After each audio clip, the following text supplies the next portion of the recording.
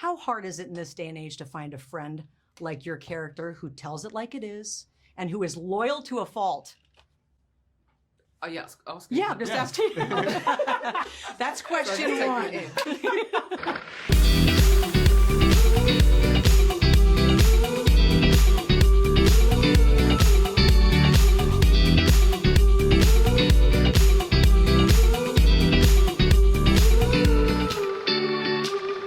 From Arizona. I don't know if you guys have been to Arizona at all. I have been to Arizona. You have been? Yep. Do you like it? I loved it. Okay. I went on a road trip from LA to New Orleans. So bougie. I was Very road trip. Well, definitely wasn't bougie. Trust me, I was sleeping in the back of the car. I went to Scottsdale. Oh, that's where I live. And I think actually Scottsdale was the only big city that we drove through, and then obviously the state itself, which is beautiful. Yeah, you need to come back, and you need to visit. Yeah. Congratulations on this. The friendship. How hard is it in this day and age to find a friend like your character who tells it like it is and who is loyal to a fault? Oh, yeah, ask Yeah, I'm just asking. That's question one.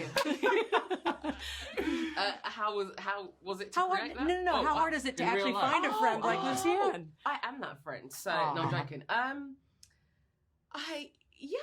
think it's tricky because I think as people we're a bit scared to tell people, even if it is out of love, what we really think and if it is a protective thing. I mean, I think I used to do that when I was younger, but then I started falling out with friends and oh god, this was like a session. Where's the couch? Yeah, I'm like, give me the couch, darling, I've got a lot to say.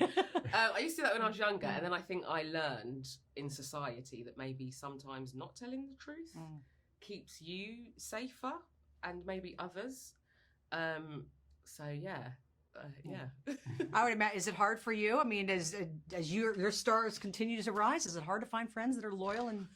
I mean, my authentic? star is very much on the ground. No, it is not. I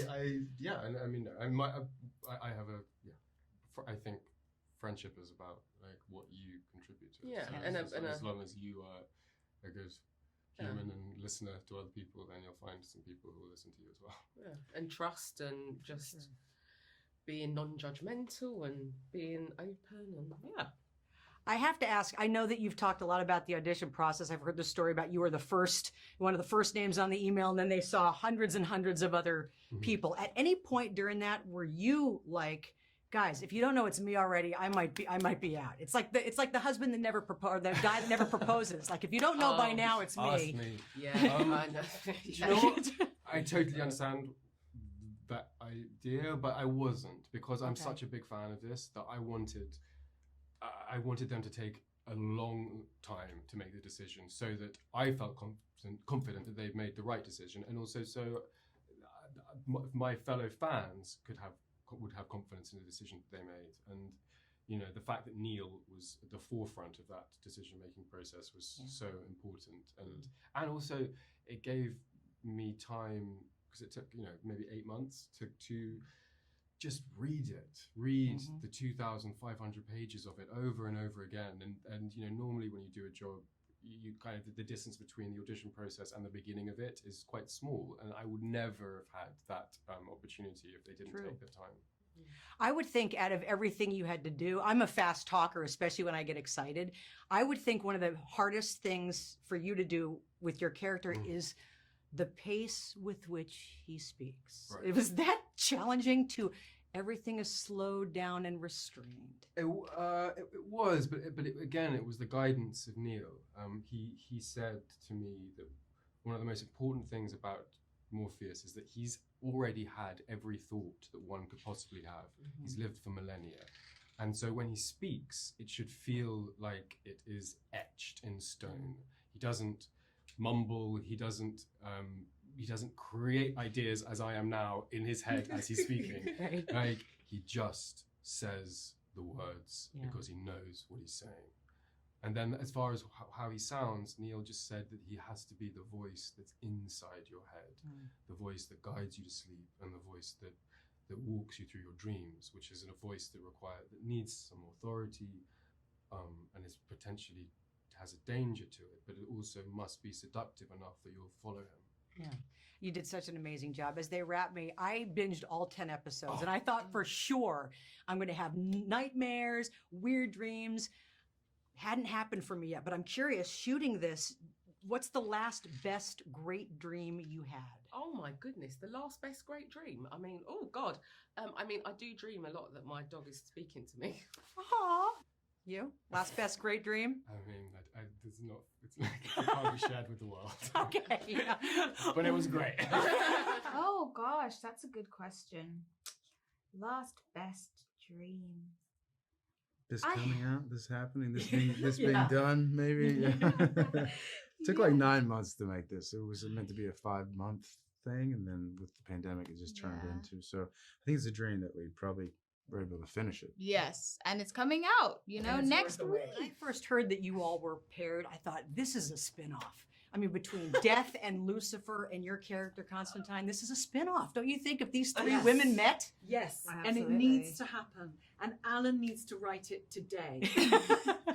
I loved each of your characters. I'll start with you, Kirby. What was so interesting about Death, it actually, and I'm not making this up, kind of changed my perspective about death. Yeah. You handled it in such a human, kind of a beautiful way. Did it change your perspective on death at all, playing death? Yeah, absolutely. I don't think you can help but be changed by this version of death. I certainly have never seen a death presented as gently and as, a character that is this nurturing. And so for me, not only embodying this character, going back to the source material, but also doing all the research about death and, where we see it in folklore and in mythology and things like that. I think I sort of forensically examine death in a way that I wouldn't if I didn't get this role. I'm so curious to see if after watching the series, people aren't as afraid of death. I mean, anymore wouldn't that be because of beautiful? this. That would be beautiful. Your character, I don't know what it's like to perform an exorcism, but I felt like those were some of the most intense, and the dialogue. What are you even saying? I had to learn Latin. I can't. Wow. I had to learn Latin exorcisms, let's say. How hard was that? It was actually very hard because at the same time I was learning French for something else, Oh, and they are like what the differences in your mouth are very, very different. So I did find it quite challenging. If I listen closely, will I hear the word croissant in there somewhere by accident? I very much hope not. Okay. Well, you did such an amazing job, and the relationship that you have with Dream is, I loved it. Yeah, There's a little bit of loved it. like sexual, like are they going to date? Like what's going to happen here? It's so interesting actually because it's you could feel that kind of very mutual. It was like two creatures in like you're so intriguing, but both of us, there's such kind of egos at play as well and stubbornness between them. But actually this kind of real this real interest. But I think that's they really see each other, because that's where obviously Dream comes into her. He knows what's at her very core, which is not what very many people see. So the relationship was, I found that it went very, very deep, and then it was also very, very, fun to play off this very ethereal other creature. Tom's, what he brought to Dream was So good. so good. Yeah. All right, let's get to you. You will not remember this, but I'm going to ask you the same question I asked you during Star Wars with Captain Phasma. Does she have a soft side? You said to me, you won't remember. Does she love marshmallows in her hot chocolate? Yes. Maybe she does. So I'm curious, does Lucifer have a soft side? You Late create in the day? maybe. It was probably the last one But of the the day. vulnerability, it's Yes. interesting that, isn't it? It's interesting with these characters that seem seemingly indestructible and brutal and hard. And I think that often that's exactly what you have to look for, is the vulnerability. And it's interesting how that is shown in the scene without spoiling it for anybody that hasn't read the comics, that what we find is someone who has elevated themselves and put themselves in the position of ruler of hell. But actually, there's a deep mundanity to it all. I know you probably can't watch that scene as a fan, but that was one of the most intense mental games, basically, of paper, rock, scissors I've ever seen. Oh, good. Oh, I thought it couldn't get anywhere, but Yeah. so good. Paper, rock, scissors. But a mental with, version. With dire consequences. And phenomenal special effects. Yes. It's 5 minutes isn't enough for the three of you. Congratulations. It is such a pleasure to see you. Thank you guys. very much. And I'll start with you, Alan. What's it like to work with your hero? It is much less scary than I thought it was going to be. I was really terrified. You know, a living author wanting to protect his work from the likes of me. But he's so confident and so much himself and so invested in it. He knows exactly why Sandman is what it is. And he's not insecure about it at all. And when you're coming from a place of security, there's no reason to hold people at arm's length. So he embraced me from the very beginning and encouraged me. And also I think he trusted that what I wanted was what he wanted, which was to bring his Sandman to the screen, which is what we've done.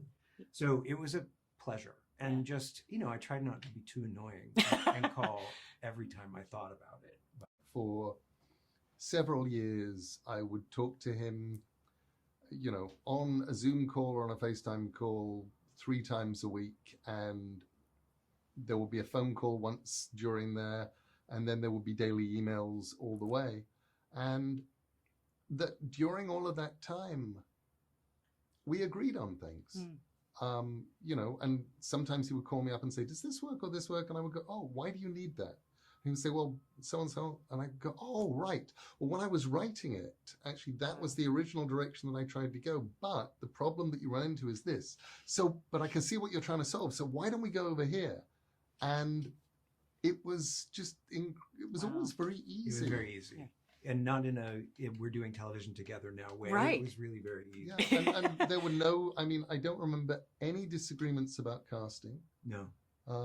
We would either both see the thing or we would not see the thing. And so people got, you know, that made casting incredibly easy and incredibly pleasant. Yeah.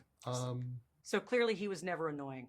Well, I tried. I worked very hard at not. He was never annoying. He was inspiring. I listened to a podcast recently where one of the things that you talked about was a young Neil Gaiman just wanted to write stories that lasted. What the heck would young Neil Gaiman think of this? Young Neil Gaiman would be incredibly smug. He would be insufferable about this on a level because there were so many times that me and Allan tried to fix things that he'd done or to change things or mostly to try and improve things that we would go all the way around the houses and then come back to what Neil Gaiman, age 27, had built and go, oh, okay, he knew what he was doing. And I would feel the smugness of my younger self being insufferable off in the distance and go, yeah, you don't have to think you're so clever. So that I'm glad older Neil Gaiman gets to reap the benefits of this series. I'm glad too. I think that probably works for my benefit as well. Who would voice, if you had a Raven, I know Patton Oswalt does it in this, who would voice, what celebrity pal of yours would voice your Raven? Oh my gosh. Well, I just think David Tennant should do everything all the time. So I would have to choose David Tennant. Oh, you get the best Raven. I would bring Vincent Price back from the dead. That's good. If I could, and if I couldn't, I'd bring Peter Lorre back from the dead. Oh my gosh, who would it be? Maybe Robin Williams. I mean, that's nothing that man could have done. Or Jim Carrey. I mean, these are just my idols. I don't know. How do you play somebody who is so easily likable at first, but yet so unpredictable and completely creepy? Yeah, well, I think that's the brilliant part of Allan Heinberg when he was adapting this with Neil Gaiman, where this is not someone who's going to be a home intruder. This is someone that you've very mistakenly invited into your home, and that's when things go bad. Yeah, exactly. It made me rethink, okay, next time somebody knocks on my door, I don't care how nice they look and how charming they are. I know you can't talk to you without talking about the eyes, and I would imagine that you have to use maybe skills that you haven't flexed as much, not having access to use your eyes. Yeah. Did you find that you became better at something because of that, or were challenged in some way? Absolutely. It was definitely at the early stages. Day one, it was since we're in the pandemic, we hadn't had a chance to try on all these, aspects of the Corinthian. It was like a mind eraser. I just got to set and put them on and stumbling around, not knowing my lines, just adjusting to the darkness that I was consumed in. But after a while, that became like a mask, almost a protective layer that I was just kind of like navigating in.